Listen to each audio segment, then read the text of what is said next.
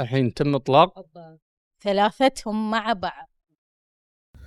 அஸ்ஸலாமு அலைக்கும் வரஹ்மத்துல்லாஹி வபரகாத்துஹு. அன்பாத அனைத்து உறவுகளுக்கும் இனிய இரவு வணக்கம். எத்தனை பேருக்கு வந்து சைரன் அலாரம் உங்களுடைய ஃபோனில் வந்து வருது? ஏன்னா நிறைய பேர் இப்போதைக்கு வரைக்கும் சொல்லக்கூடிய தகவல் என்னென்னா, சைரன் அலாரம் அப்படின்ற ஒன்று அவங்களுடைய ஃபோனுக்கு வந்து வர்றது இல்லை அப்படின்ற மாதிரி தெரிவிச்சிருந்தாங்க. சைரன் அலாரம் உங்களுடைய ஃபோனுக்கு வருதா?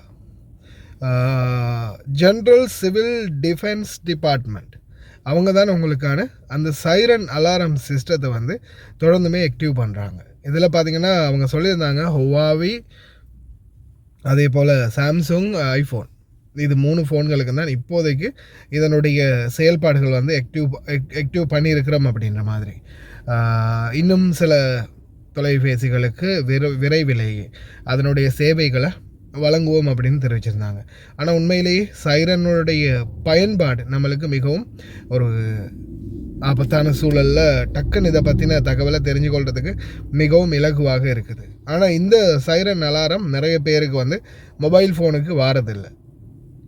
இந்த மாதிரி ஒரு பிரச்சனை இப்போதைக்கு வரைக்கும் இருந்துக்கிட்டு இருக்குது. உங்களுடைய ஃபோன்களுக்கு சைரன் அலாரம் வருதா இல்லையா அப்படின்றத மறக்காமல் கமெண்ட் பண்ணுங்கள்.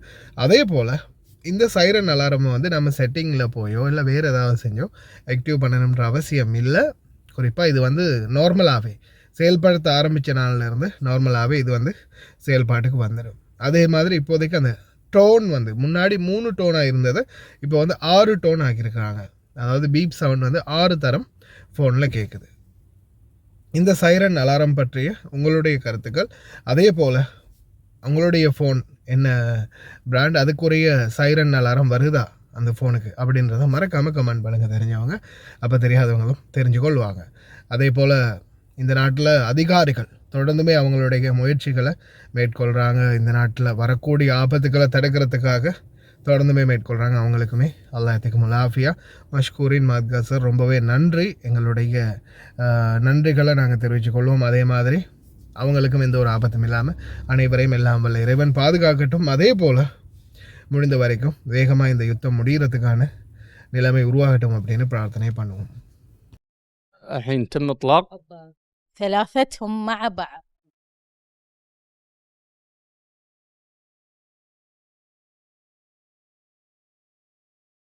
في ناس صارت تعرف هذا الشكل، وفي ناس تعرف هذا الشكل مع صوته، وفي ناس بس تعرف صوته. اليوم احنا نبي نتكلم عن صافرات الإنذار. متى تنطلق صافرات الإنذار؟ وشنو أصوات صافرات الإنذار؟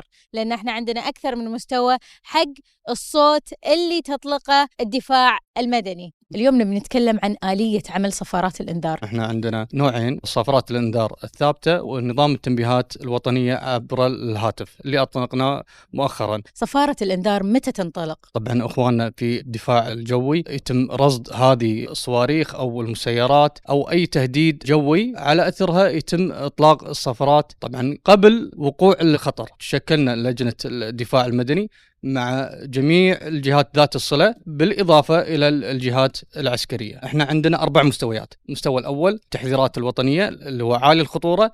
المستوى الثاني تنبيهات الطوارئ تكون أقل حدة وخطورة منها اللي هو إشعار مع صوت مسج. الثالث يكون هو عادة للمعلومات. الرابع طبعا هذا خاص فينا احنا بالنسبة للاختبارات الدورية. في بعض المناطق خصوصا الجديدة للحين ما انتشرت فيها صافرات انذار، لذلك الإشعارات صارت توصل لنا في التليفونات بمختلف الأجهزة اللي عندنا. وأهم نقطة، يتم تحديث أجهزتنا بآخر تحديث علشان نقدر نعرف عن الخطر من خلال الإشعارات والرسائل اللي توصل من الإدارة العامة للدفاع المدني. مجرد ما أنا أطلق الصافرة على طول بالتلفزيون تكون في بث مباشر. شكرا للصفوف الأمامية، شكرا لجميع أجهزة الدولة، شكرا لحكومتنا اللي قاعد تحرص على أنها توفر لنا الأمن والأمان والاطمئنان.